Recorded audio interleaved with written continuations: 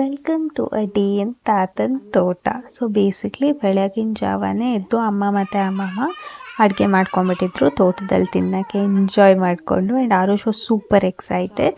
ನಾವು ಎಲ್ಲ ಪ್ಯಾಕ್ ಮಾಡ್ಕೊಂಡಿದ್ವಿ, ಚಾಪೆ, ತಟ್ಟೆ, ಲೋಟ, ನೀರು, ಎಕ್ಸ್ಟ್ರಾ ಬಟ್ಟೆ, ಆರುಷ್ಗೆ ಆಟ ಸಾಮಾನು, ಹಪ್ಪಳ, ಸಂಡಿಗೆ ಎಲ್ಲದನ್ನು.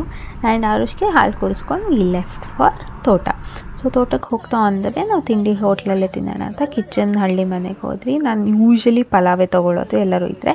And there was something called bread dosa which ನಾನು ಅಮ್ಮ ವಿ ಲವ್ಡ್ ಇಟ್. ಓಕೆನಾ, ತುಂಬ ಅಂದರೆ ತುಂಬ ಚೆನ್ನಾಯಿತು. ಆಮೇಲೆ ಎಲ್ಲ ತಾತಂದರು ಅಲ್ಲೇ ಇರೋದು. ಸೊ ವಿ ವಿಸಿಟೆಡ್ ಒಂದು ಚಿಕ್ಕ ತಾತನ ಮನೆ. ಅಲ್ಲಿ ಮಾವಿನಕಾಯಿ ಇಟ್ಟಿಟ್ಟಿಟ್ಟಿಟ್ಟೇ ಇದು ಎಷ್ಟು ಚೆನ್ನಾಗಿತ್ತು ಗೊತ್ತಾ, ಸಪೋಟ ಹಣ್ಣು ತುಂಬ ಬಿಟ್ಟಿತ್ತು. ಇಲ್ಲಿ ನಮ್ಮ ತೋಟಕ್ಕೆ ಹೋದಾಗ ತಾತ ನನಗೆ ಟ್ರೇನ್ ಮಾಡ್ತಾಯಿದ್ರು, ಒಂದು ಹಳೆ ಕೊಂಬೆ ಎಲ್ಲ ಇರುತ್ತಲ್ಲ ಅದನ್ನೆಲ್ಲ ಕೊಚ್ಚೋಕ್ಕೆ. And it was a really good experience. I don't know how they do it, like it's actually so tough to even grip that thing. ಆಮೇಲೆ ಇಲ್ಲಿ ಫುಲ್ ಡ್ರಿಪ್ ಇರಿಗೇಷನ್ ಮಾಡ್ತಾ ಇರ್ತಾರೆ, ಒಂದೊಂದು ಕಡೆ ಅದು ಹಾರ್ತಾ ಇತ್ತು. And Arush enjoyed a lot.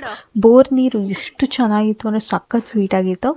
ಆಮೇಲೆ ನಾವು ಊಟ ಎಂಜಾಯ್ ಮಾಡಿದ್ವಿ ತೋಟದಲ್ಲಿ ಹಾಯಾಗಿ ಮರದ ಕೆಳಗಡೆ ಕೂತ್ಕೊಂಡು. ಅದಾದಮೇಲೆ ಅರಗಿಸ್ಕೋಬೇಕಿತ್ತಲ್ಲ ಊಟನ.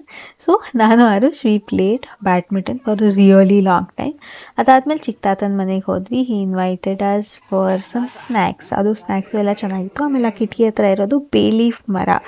And he gave me a stem of bay leaf. And ನಾನು ಅದು ಒಣಗಿಸ್ಕೊಂಡು ಕುಕ್ಕಿಂಗ್ಗೆ ಯೂಸ್ ಮಾಡ್ತೀನಿ. ಈವ್ನಿಂಗ್ ಬರ್ತಾ ಸ್ವಾತಿ ಡೆಲಿಕಸಿಲಿ ಒಂದು ಸ್ವಲ್ಪ ಸ್ನ್ಯಾಕ್ಸ್ ತಿಂದ್ಕೊಂಡು ಹೊರಟ್ವಿ. ಆ್ಯಂಡ್ ಭಯಂಕರ ಮಳೆ, ಸೂಪರ್ ಮಳೆ ಬಂತು ಅವತ್ತು ಮಾತ್ರ. ಸಖತ್ ಜೋರಾಗಿತ್ತು, ಬಟ್ ಲವ್ಡ್ ಇಟ್.